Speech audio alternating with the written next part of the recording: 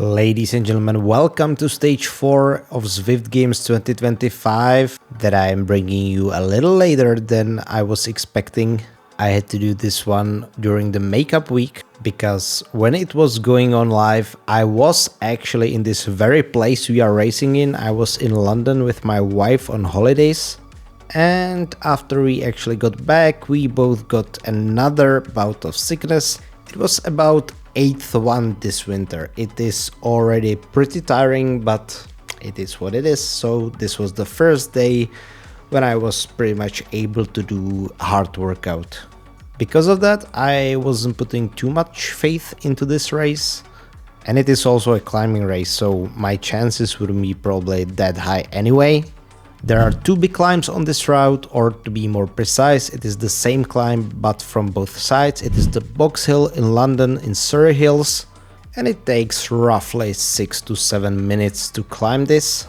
I was pretty eager to ride, pretty eager to race before this one, so I was determined to push really hard. But of course it would largely depend on what kind of riders would gather in this race. This was the 450 to 570 bracket. I believe that is the bracket, and that means there were way better riders in this one. But you can see that I'm deep in the red. I'm doing flat over 300 watts and oftentimes over 350 or 400 watts. And you can actually see that it isn't enough, and I was dropped from the front group. And you might say that after 6.5 minutes in the race, I already failed, right? Well, not this time. It might look like a fail in the context of the race, but right before I got dropped, I actually reached my breakthrough on Exert. And it was actually a pretty strong breakthrough. I actually managed to stay in that zone for quite a long time. For those of you who are not familiar with Exert, breakthrough happens when you actually surpass what the program thinks you are capable of. Which means that in the middle of this climb, I actually surpassed that point, and everything that I did on top of that was actually surpassing the algorithm's expectancy.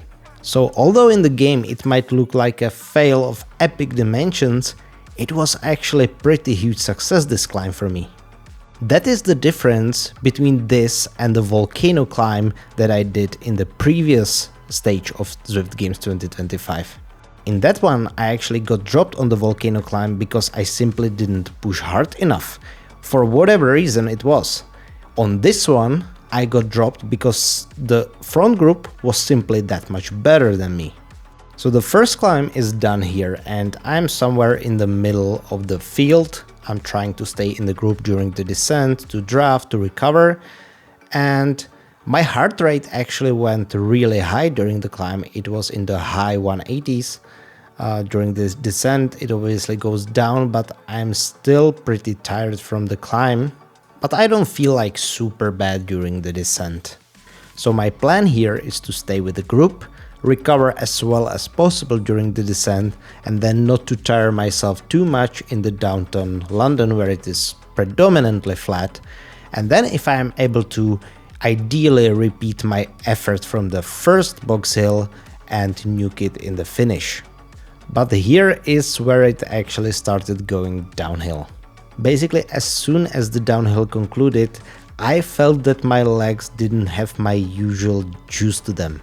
Besides this little kicker from the tube, it was basically all flat riding, but my heart rate actually skyrocketed back to almost 180 BPM, which is crazy for flat riding. And especially you can see on the chart that I was doing like Z2, low Z3 efforts. And there's simply no dancing around this. I lost a ton of fitness. It is sort of beyond the scope of this race, but recently I commuted to and from work on my road bike, and there's this climb on my way from work to home, which I am used to doing at certain effort in certain time. And recently I had really hard time holding that power on that climb. I tried to stay as fit as possible during the winter, to train as well as possible to be ready for the Zwift Games, but I'm afraid there is only so much a human body can withhold. And I had COVID, I had flu, and I've got like 5 another bouts of cold. And it basically wrecked my racing season. And you can see the effects right here. It's basically pure flat, and I'm doing zone 2 riding, and I'm mostly above 170 BPM. If you took a look at one of my races from 2, 3, maybe 4 months ago, you would see that I'm doing similar riding usually at way lower heart rate.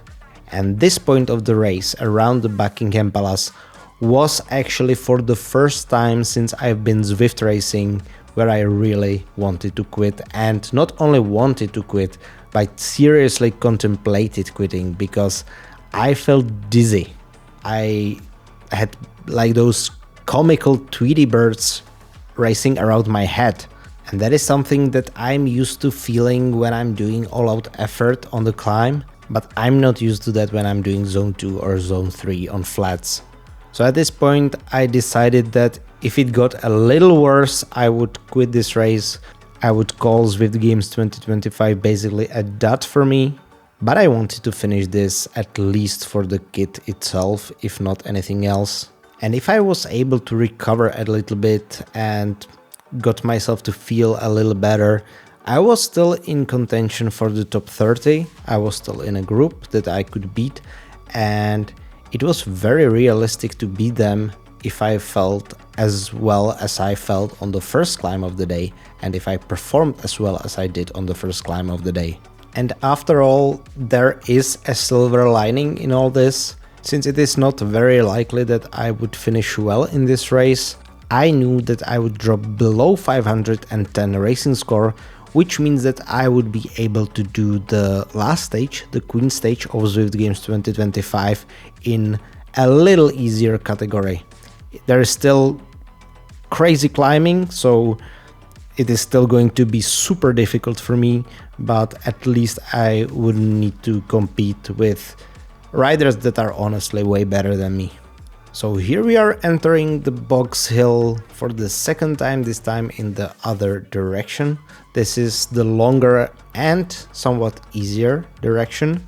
And the positive thing is the effort from the start isn't that crazy. It isn't reminiscent of the first climb where we were doing about 5 watts per kilo.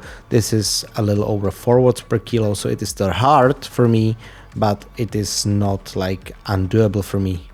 However, although the dizziness from the downtown part of the race dissipated, the fatigue itself really didn't, and you can see here on the exert chart that I was riding well below my potential here, but I'm dropped. Not that it matters that much, it's not like I was racing for the podium, but it is a sign that not everything is okay with me yet. Hopefully I will be alright during the 5th stage. I'm going to do it basically as late as possible. I'm going to do it on Sunday, so hopefully by that point I will be a little more recovered. The illness is going to be completely away. I thought it was away even during this race, but apparently it wasn't the case.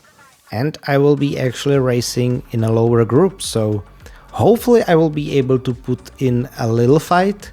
There are 2 huge climbs on that route, which are going to challenge me in a very hard way.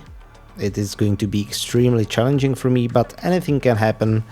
And at this point I'm looking forward to the spring, where I will be able to ride more outside, where I will hopefully be able to recoup from those illnesses and regain my fitness and kickstart my training again to be really in shape for the next Zwift racing season.